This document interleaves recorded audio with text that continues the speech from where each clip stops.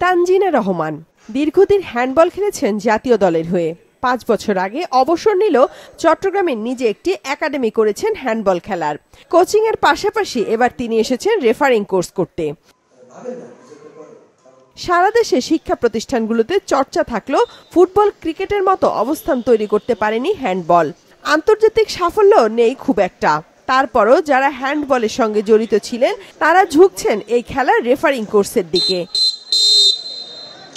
সম্প্রতি Bangladesh handball federation বিজ্ঞপ্তি প্রকাশের পর 90টি আবেদন জমা পড়ে।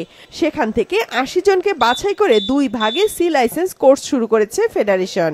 যেহেতু আমার চিটাগংয়ে হ্যান্ডবল একাডেমি আছে এবং আমার নিজস্ব টিম আছে, তো এখন তো শুধু কোচেস দিলেই হবে না, শেখানো হবে না, প্লাস হচ্ছে আমাদের কিছু রুলস রেগুলেশন এবং ডে বাই ডে আমাদের ইন্টারন্যাশনাল যেসব রুলসগুলো আসছে ওগুলো আমাদেরকে জানানোর জন্য বেসিক্যালি কোর্সটা করা।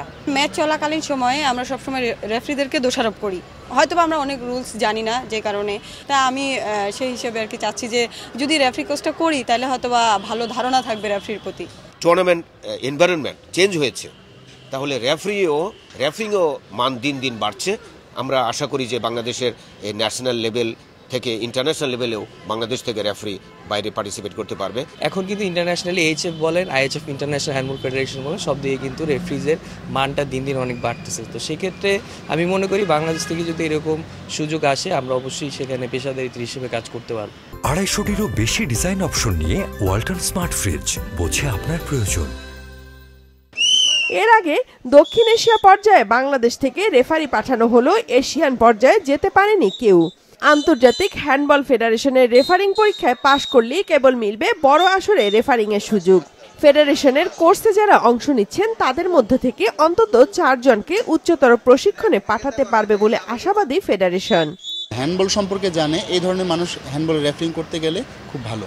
রানিং 10 জন প্লেয়ার, ন্যাশনাল লেভেল প্লেয়ার আছে, এরপরে ইউনিভার্সিটির কয়েকজন টিচার আছে, স্কুলের কয়েকজন টিচার আছে, এরা বিপিএড এমপিএড করা, এরপরে আমাদের জেলা ক্রীড়া সংস্থার কিছু প্লেয়ার আছে। এখানে 40 জনের মধ্যে ধরেন 40 জনে 38 জনই হ্যান্ডবল ব্যাকগ্রাউন্ডের। এখান থেকে যদি আমরা 2 পেয়ারও ভালো রেফারি পাই, আন্তর্জাতিক পর্যায়ে যাতে আমরা 2টা পেয়ার অন্তত নিতে পারি, এটাই আমাদের মূল উদ্দেশ্য। এখন আইএইচএফের যে ব্যাচ, এটা আমরা এখনও অর্জন করতে পারি না। এই প্রশিক্ষণ সেটা পরবর্তী আমাদের এদের নিয়ে নার্সিং করবো, আমরা এই বিভিন্ন টুর্নামেন্টে এদের সাথে কাজ করব। আমরা চাবো এখান থেকে যাতে আমরা বের করে নিয়ে আসতে পারি।